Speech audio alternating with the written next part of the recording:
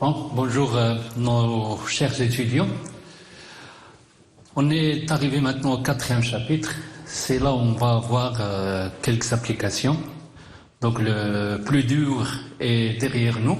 Maintenant, on va s'amuser avec l'étude de quelques cas particuliers. Ce sont des cas quantiques qui sont très très simples. Avant d'aborder ces cas, on va préparer notre outil de travail qui est l'équation de Schrödinger.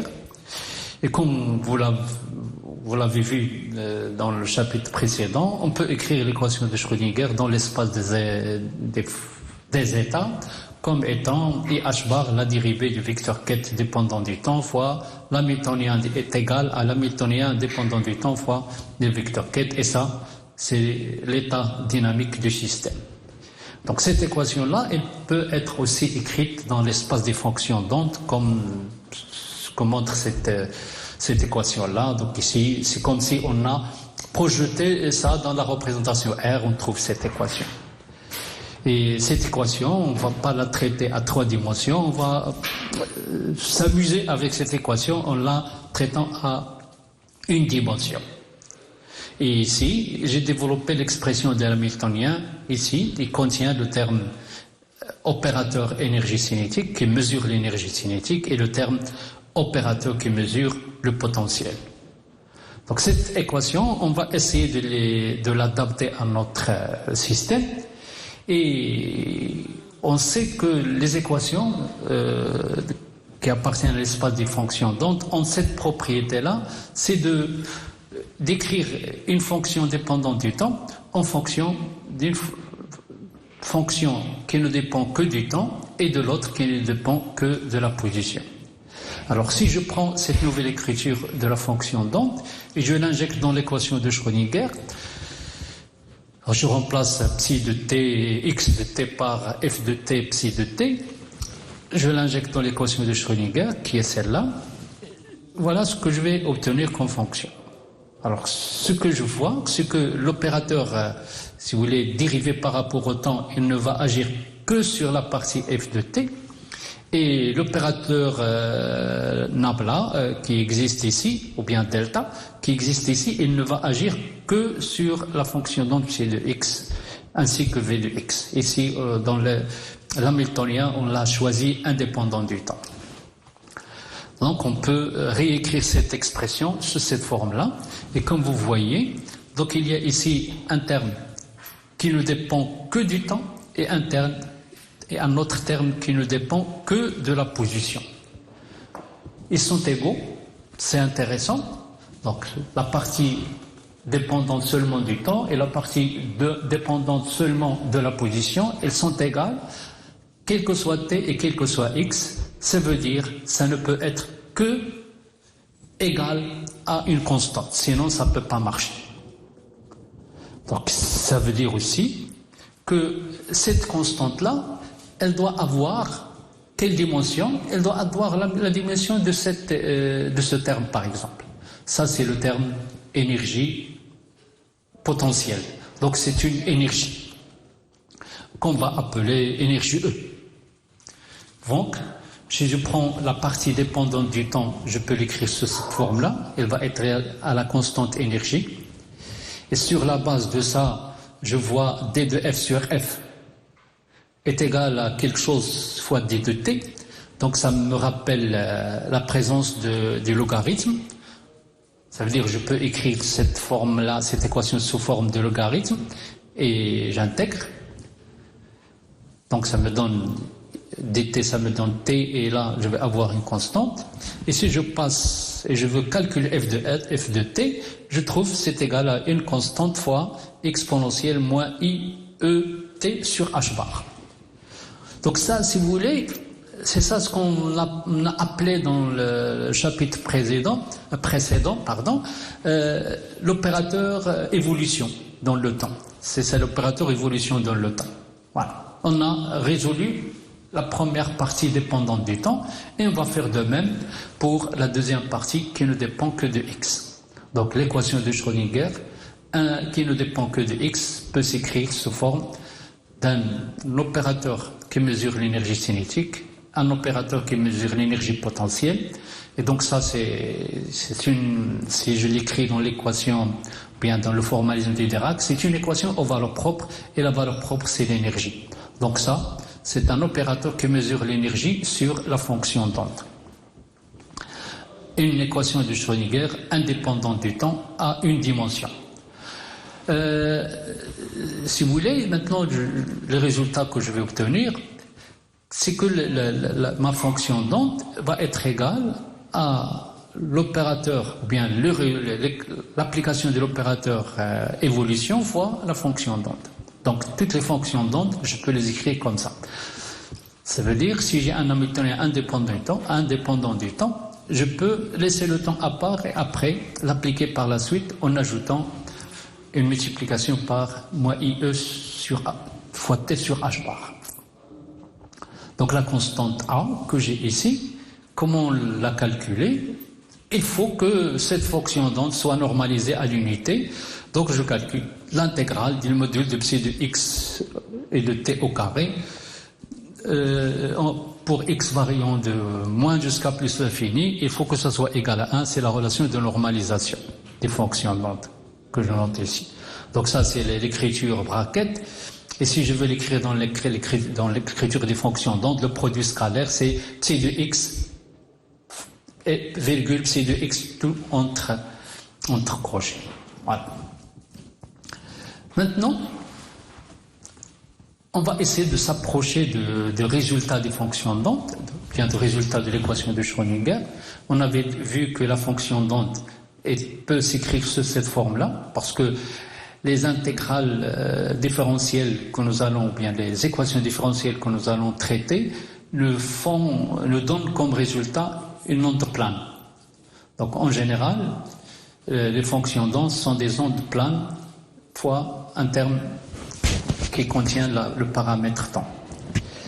Dans la plupart des cas, la solution n'est pas suffisante.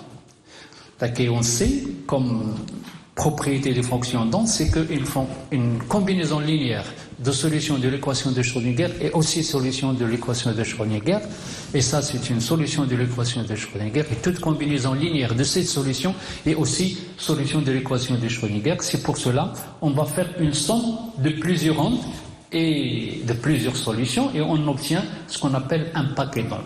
Donc c'est une somme de plusieurs fonctions en ayant comme facteur de sommation le K.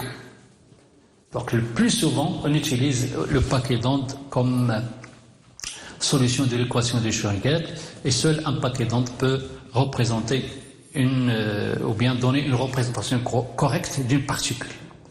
Voilà, on a vu un petit peu on a une idée sur la fonction d'onde et aussi sur l'équation de Schrödinger qui va être traitée. Maintenant, on va essayer de passer à ce qu'on appelle un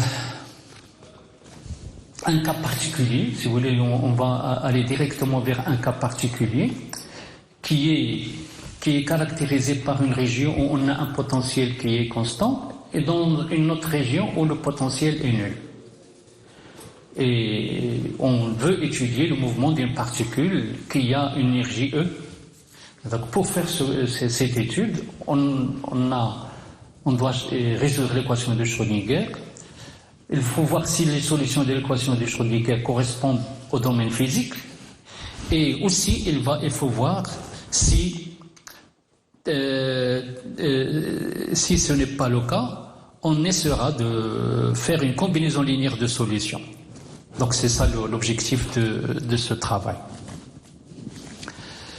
Le premier exemple qu'on va choisir, comme j'ai dit, ici j'ai partagé mon espace entre deux régions. Une région où il n'y a pas de potentiel, une région où on a un potentiel différent de zéro. Donc c'est une marche de potentiel, et on a une particule qui a une énergie E qui va venir d'ici et qui va rencontrer cette barrière de potentiel. Alors que va-t-il se passer? Alors il s'agit d'étudier le mouvement à une dimension d'une particule soumise à un potentiel présentant une forme simple, la forme simple suivante. Qu'est-ce qu'on va, on va s'attendre à quoi si on est dans le domaine de la mécanique classique? Alors si, dans le domaine de la mécanique classique, si l'énergie de la particule est plus grande que la barrière de potentiel qu'elle reçoit, alors la particule, elle va passer dans la deuxième région. Le passage, la mécanique classique me dit que le passage de la particule de la région 1 à la région 2 est impossible si son énergie est inférieure à V0. Mais si l'énergie est supérieure, elle va passer. Pour la mécanique classique, il faut résoudre l'équation de Schrödinger pour voir qu'est-ce qu'on a comme solution. Donc on va essayer de faire notre discussion et on va se mettre tout d'abord dans la région où on n'a pas de potentiel et essayer d'écrire l'équation de Schrödinger dans cette région. Donc ici, le potentiel est nul, donc ce qu'il nous reste c'est psi seconde plus 2m sur h bar au carré fois e fois psi doit être égal à 0. C'est l'équation qu'il faut résoudre. Donc on peut écrire ce terme-là comme étant égal à un certain K1 au carré. 1 veut dire que je suis dans la région 1. Pourquoi K1 au carré? Parce que la dimension de ce terme, ou bien ce terme-là, il a la dimension d'un vecteur dense, c'est mètre moins 1. Donc c'est pour cela on l'a appelé K1. Et l'équation devient psi seconde plus K1 au carré psi égale 0. Donc il faut chercher la solution de cette équation. Et la solution, c'est une équation différentielle très simple. Et on l'écrit souvent sous cette forme-là. C'est A1 exponentielle IK1x plus B1 exponentielle moins IK1x. Alors cette onde plane, j'ai ici une somme de deux ondes planes. La première onde plane et la deuxième. Donc ici, la différence, c'est le signe moins. Ça veut dire que cette onde plane, c'est une onde qui va venir de la gauche, ça veut dire de moins l'infini vers la barrière. Donc on va l'appeler onde incidente. Et cette onde-là, c'est comme si il s'agit d'une onde réfléchie. Je suis toujours dans la région 2. Les solutions, c'est dans la région 2. Donc ici, c'est la partie incidente et là c'est la partie réfléchie. Cette solution-là, il faut la traiter parce qu'elle contient un ensemble d'inconnus et il faut faire le traitement de ça.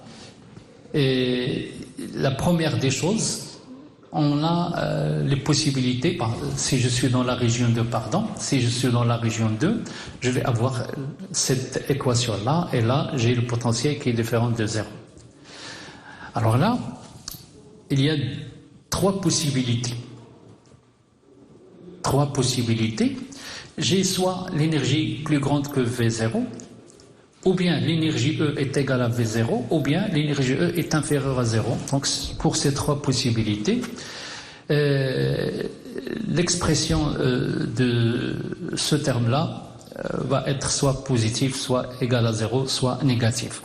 Donc on va discuter ces trois cas. Donc je suis toujours dans la région 2. Donc pour le premier cas, c'est le cas où l'énergie est supérieure à V0. L'équation est écrite sous cette forme-là. Donc ça c'est un terme qui est positif. Donc je peux le remplacer par un vecteur d'onde K1 au carré.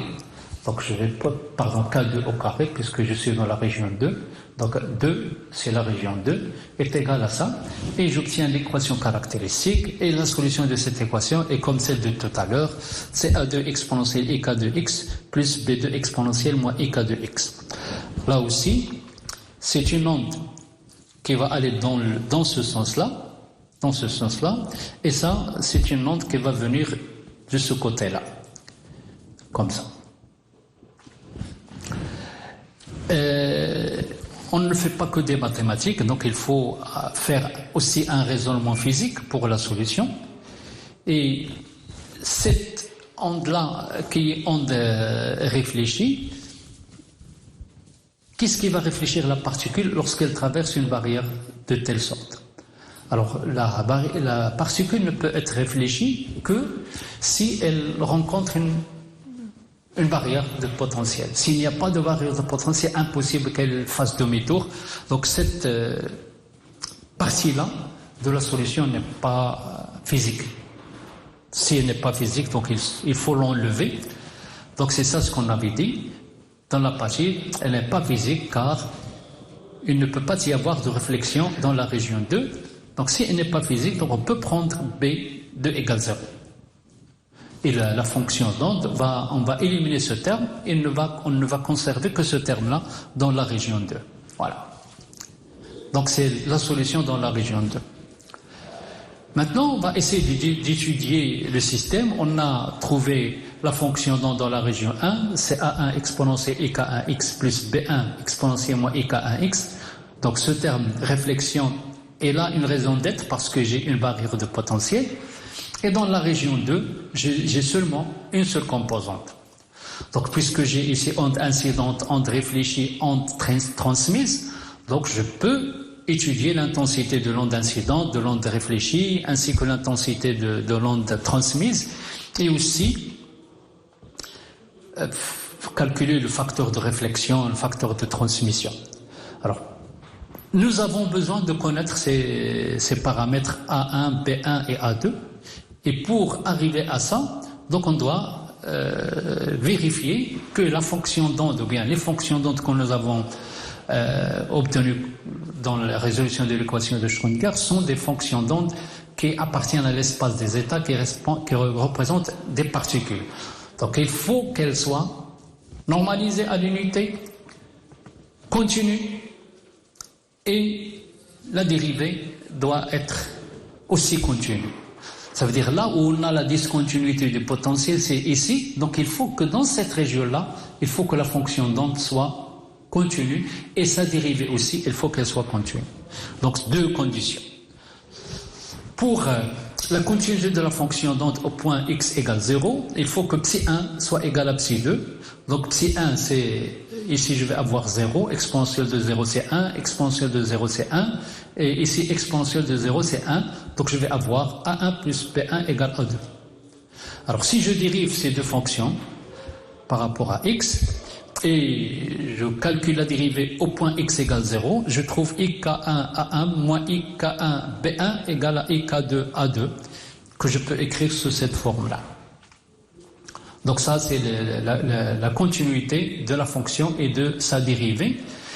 J'ai regroupé le résultat ici, et comme je suis en train de chercher le coefficient de réflexion et le coefficient de transmission, je me suis amusé à chercher, à obtenir le rapport A2 sur A1 et B1 sur A1. Alors, et si je veux calculer le coefficient de transmission et le coefficient de réflexion, ce n'est autre que l'intensité de l'onde réfléchie sur l'intensité de l'onde incidente. Donc l'intensité de l'onde réfléchie, c'est quoi? C'est B1. Et l'onde incidente, c'est A1. Donc c'est ce terme-là, module au carré. Donc c'est ce que j'ai écrit ici. Pour le facteur de transmission, je peux soit le calculer à partir de ça, ça veut dire l'intensité de l'onde transmise c'est A2, sur l'intensité de l'onde incidente c'est A1, c'est ça au carré. Donc le module de ça au carré, mais ici j'ai multiplié par ce terme-là, K2 sur K1. Je ne me suis pas contenté de module de A2 au carré sur A1 au carré, mais j'ai multiplié par K2 sur K1. Et pourquoi j'ai multiplié par ces deux termes-là? Parce que, si vous voulez, les deux régions n'ont pas le même indice. C'est comme si je compare avec l'optique, les deux régions n'ont pas le même indice, ça veut dire le même potentiel. Par contre ici, A1 et B1, ils sont tous dans la région 1. Même indice. Ici, A1 c'est dans la région 1 et B1 est dans A2 dans la région 2. Donc ils n'ont pas le même indice, donc je dois multiplier par K2 sur K1. C'est ce que j'ai noté ici dans ce texte-là. Après, on sait que R et T sont interprétés comme des probabilités de réflexion et de transmission de la particule. Et si je fais un petit changement, je remplace K1 et K2 par leurs variables, voilà ce que j'obtiens, et là je trouve l'expression de l'énergie et du potentiel dans le coefficient de réflexion. Je peux faire la même chose pour le coefficient de transmission. Et là, si vous voulez, cette relation-là, elle est toujours valable. C'est une analogie avec l'optique.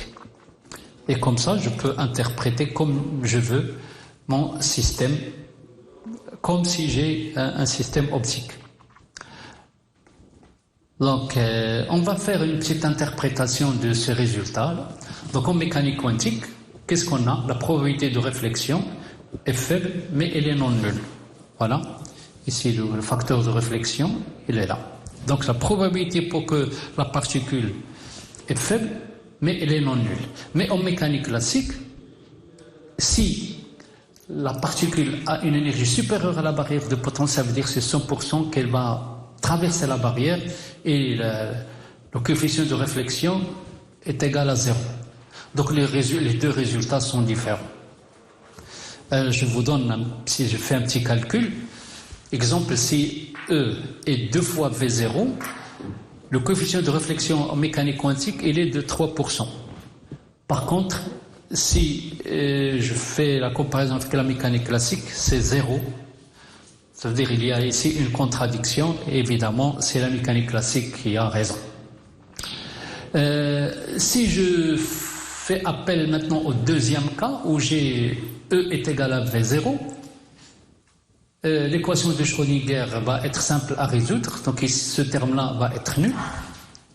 Et le coefficient de réflexion, je remplace ce terme-là par 0, donc ça va me donner un terme qui est égal à 1. Le coefficient de réflexion est 1 en mécanique quantique.